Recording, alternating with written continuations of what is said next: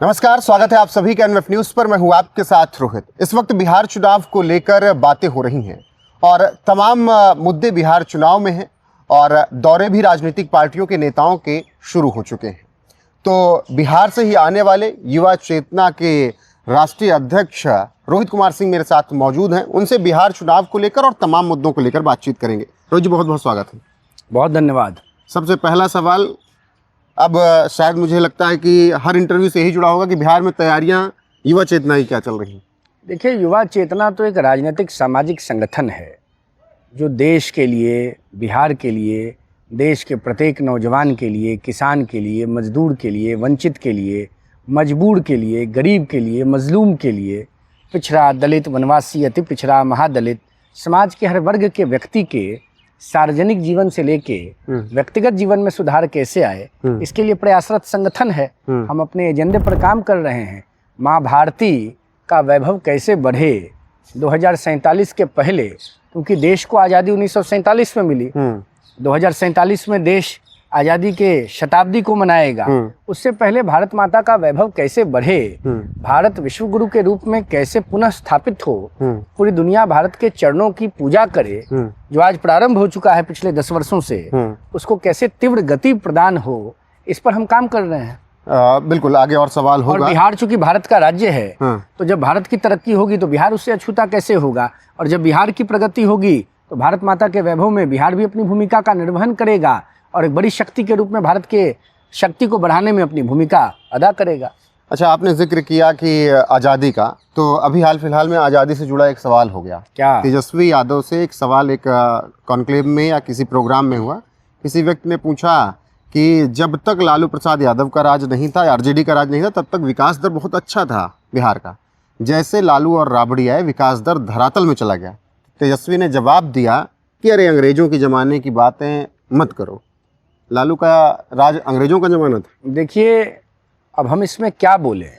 लालू प्रसाद जी बिहार के पूर्व मुख्यमंत्री रहे। राष्ट्रीय जनता दल जो बिहार का मुख्य विपक्षी दल है, उसके राष्ट्रीय अध्यक्ष हैं, और उनके छोटे पुत्र जो बिहार विधानसभा में नेता विपक्ष हैं, भाई तेजस्वी प्रसाद यादव जी, जब वह स्वयं अपने पिता और माता के कार्यकाल को अंग्रेजी हुकूमत का दर्जा दे रहे हैं, मतलब वो मान रहे हैं कि 1990 से 2005 बिहार ने गुलामी का दंश झेला है, तो ये तो स्वतः सिद्ध हो गया। जो बात बिहार की जनता कहती है, भारत और दुनिया भर में बिहार के रहने वाले लोग कहते हैं कि लालू प्रसाद जी ने, राबड़ी जी ने बिहार को बदहाली, बर्बादी, कंगाली के दरवाजे पर ला के खड़ा किया, गरीबी के दंश को झिलवाने का काम किया। आज तेजस्वी प्रसाद यादव जी ने भी बिहार की जनता के दर्द को समझकर उस बात को स्वीकार कर लिया है।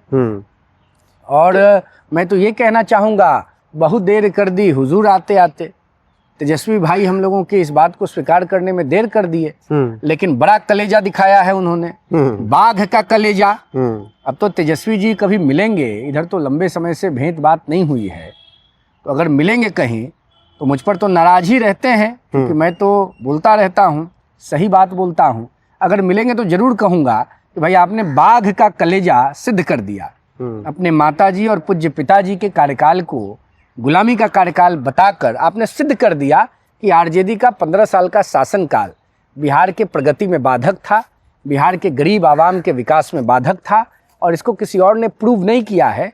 लालू जी और राबड़ी जी के छोटे पुत्र जो आरजेडी के वारिस हैं और बिहार विधानसभा में लीडर अपोजिशन है, उन्होंने प्रूव किया है। अच्छा, आपने कहा कि वो नाराज रहते हैं। नाराज क्यों ना रहें? आप हैं एक सामाजिक संगठन, लेकिन सबसे ज़्यादा हमलावर रहते हैं आरजेडी पर, तेजस्वी।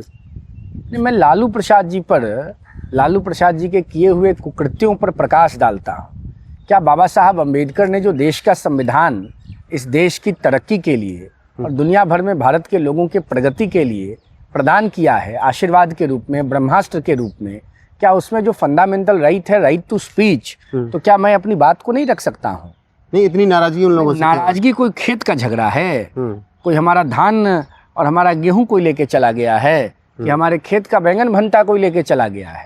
भाई, बात तो यहाँ बिहार के तरक्की की हो रही है, बात बिहार के विकास की हो रही है, बात बिहार के 14 करोड़ आम जनमानस के प्रगति की हो रही है।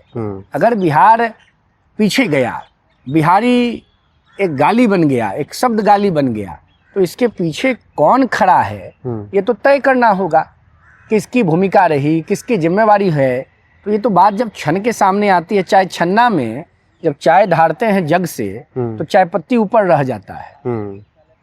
तो चाय छन्ना से जब छाना गया तो स्पष्ट रूप से ये पता चला कि श्रीमान लालू प्रसाद जी का जो कार्यकाल रहा, उनके नेतृत्व में जो राबड़ी जी का कार्यकाल रहा, वो बिहार की बदहाली के लिए, बर्बादी के लिए, गरीब जनता के तंगहाली के लिए वही कार्यकाल रहा। लेकिन वो तो कहते हैं कि नीतीश का कार्यकाल खटारा वाला कार्यकाल अब रहा। कैसे खटारा कहेंगे? अभी आपने कहा कि उन्होंने अपने पिताजी और माताजी को अंग्रेजों के जमाने का जेलर बता दिया, घुमा फिरा के अंग्रेजी सरकार बता दिया।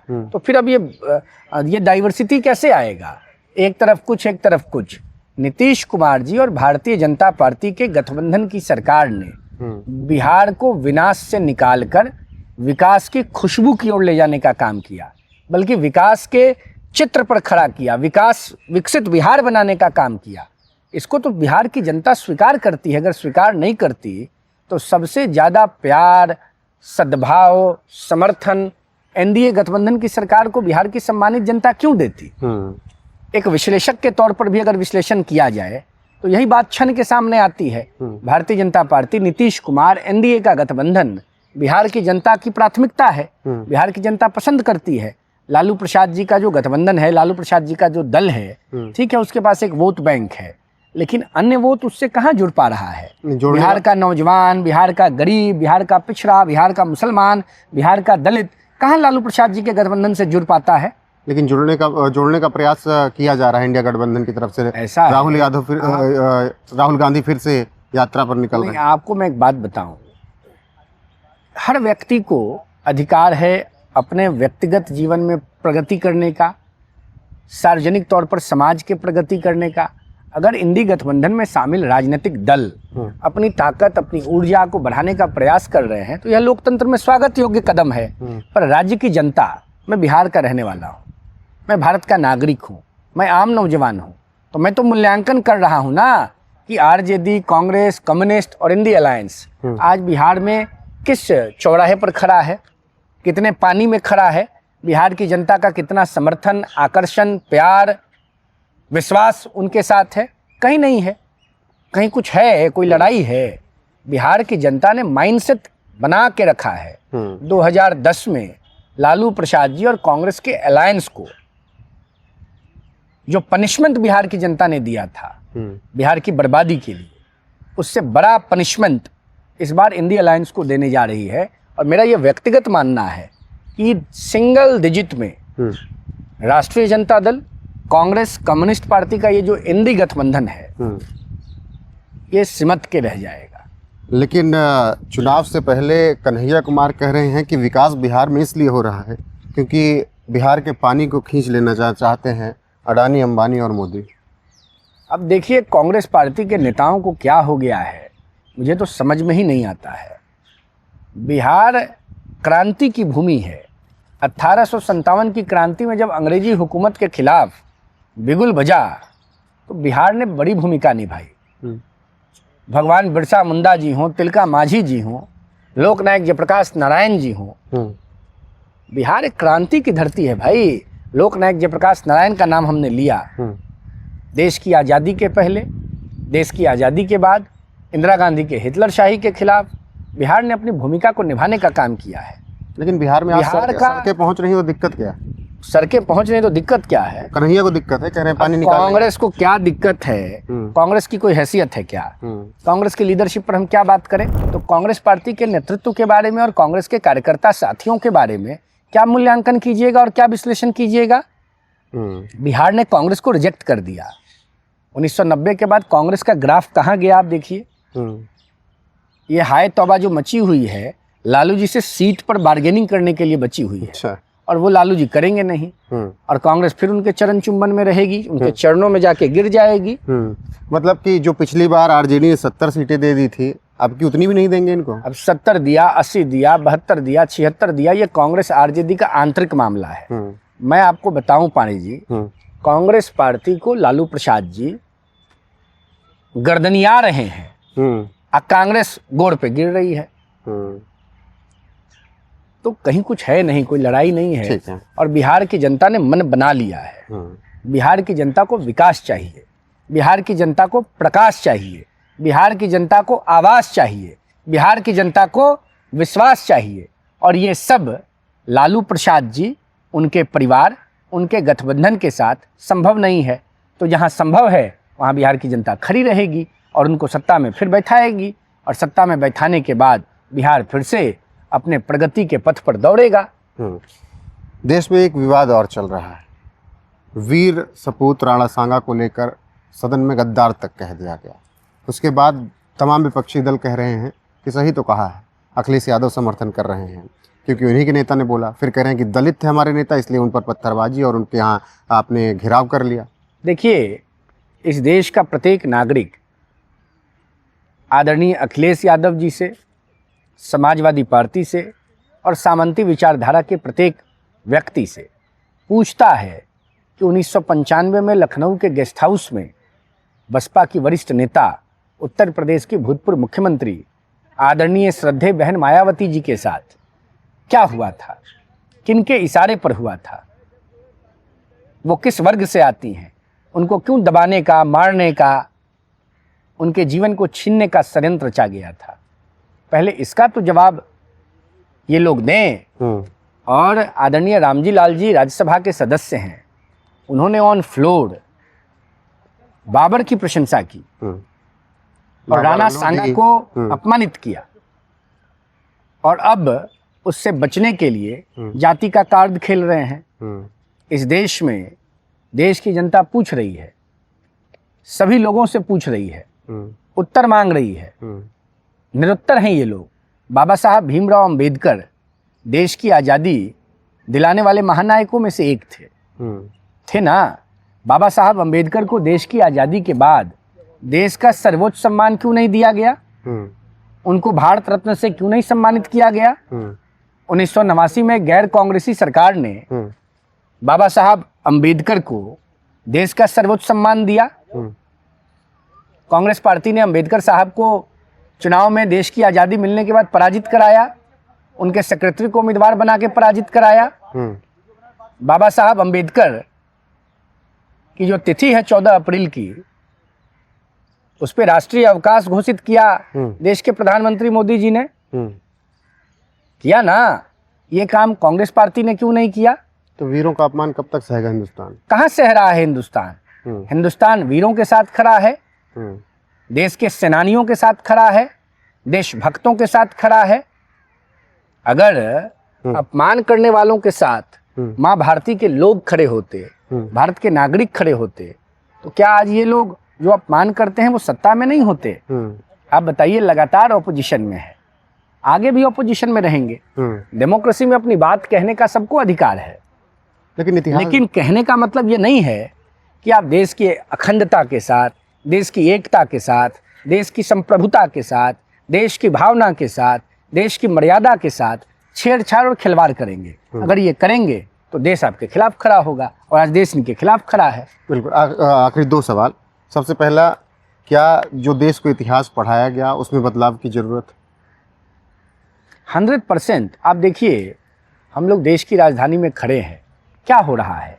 देश की आज़ादी के बाद नेहरू जी ने कभी विचार नहीं किया कि औरंगजेब जो आक्रांता था, बाबर जो आक्रांता था, हुमायूं जो उस आक्रांता का बालक था, उनके नामों पर दिल्ली के सब महत्वपूर्ण सड़कों का नामकरण कर दिया गया। और जिन लोगों ने देश को आज़ादी दिलाने में भूमिका निभाई, चाहे वो महाराणा प्रताप हो, भाई आज़ादी कोई एक दिन की प्रक्रिया नहीं ना है। इस देश में तो मुगलों के माध्यम से ही और अंग्रेजों के माध्यम से ही गुलामी आ गई थी। मानसिक गुलामी तो थी, मानसिक गुलामी थी ना, मानसिक क्या, हर तरह की गुलामी थी। स्वामी सहजानंद सरस्वती हो, जिन्होंने देश को आज़ादी दिलाने में भूमिका निभाई हो, अंबेडकर साहब हो, जिन लोगों ने इस देश की लड़ाई लड़ी, उनके नाम पर इस सड़कों को क्यों नहीं किया गया? धन्यवाद है प्रधानमंत्री माननीय नरेंद्र मोदी जी को। हम किसी दल के लोग नहीं हैं, लेकिन देश के आम लोग हैं। जब उनको अवसर मिला, वो सत्ता में आए, तो क्रूर आक्रांता औरंगजेब के नाम पर जो दिल्ली की सड़क थी, उसको परिवर्तित किया और माँ भारती के सच्चे सपूत डॉक्टर APJ अब्दुल कलाम साहब के नाम पर किया। हमें औरंगजेब से आपत्ति है, कलाम तो हमारे देश की संपत्ति है ना। बिल्कुल। कलाम हमारे देश के गौरव हैं, मर्यादा हैं, प्रतिष्ठा हैं, लेकिन औरंगजेब और बाबर हमारे देश के गौरव और मर्यादा नहीं हो सकते हैं। ठीक। और युवा चेतना का क्या संदेश है बिहार के लिए चुनाव से पहले? देखिए, बिहार के तो प्रत्येक नागरिक और बिहार का बच्चा बच्चा इस बात को भली भांति समझता है कि बिहार की प्रगति और भारत की तरक्की तभी होगी जब आरजेडी माइंडेड लोग पावर में नहीं हो। आरजेडी मानसिकता, इंडी गठबंधन की मानसिकता को मानने वाले लोग अगर सत्ता में होंगे तो बिहार पुनः बर्बादी के रास्ते पर चला जाएगा। तो बिहार बिल्कुल मुस्तैदी के साथ और बड़ी समझदारी, सहनशीलता और बड़े ही सहिष्णुता के साथ इस बार के विधानसभा चुनाव में आरजेडी, कांग्रेस और इंडी अलायंस के खिलाफ ताकत के साथ लोकतांत्रिक तरीके में खड़ा रहेगा और 10 का अंक भी इंडी अलायंस नहीं टच कर पाएगा। ये सिंगल डिजिट में समेट दिए जाएंगे राज्य की जनता के प्रभाव से। बहुत बहुत धन्यवाद। बहुत धन्यवाद आपको। तो ये थे हमारे साथ युवा चेतना के राष्ट्रीय संयोजक रोहित कुमार सिंह, जिन्होंने देश के तमाम मुद्दों, चाहे वो राणा सांगा हो, औरंगजेब हो, या फिर बिहार चुनाव को लेकर हो, तेजस्वी के बयान को लेकर हो, अखिलेश यादव के बयान को लेकर हो, रामजी लाल सुमन के बयान को लेकर है, हर एक मुद्दे पर उन्होंने बेबाकी से अपनी बात रखी है। आपको ये बातचीत कैसी लगी कमेंट में अपनी राय जरूर दीजिएगा। वीडियो को शेयर करना ना भूलिएगा, लाइक कीजिएगा, चैनल को सब्सक्राइब कर लीजिएगा और बने रहेगा हमारे साथ। नमस्कार।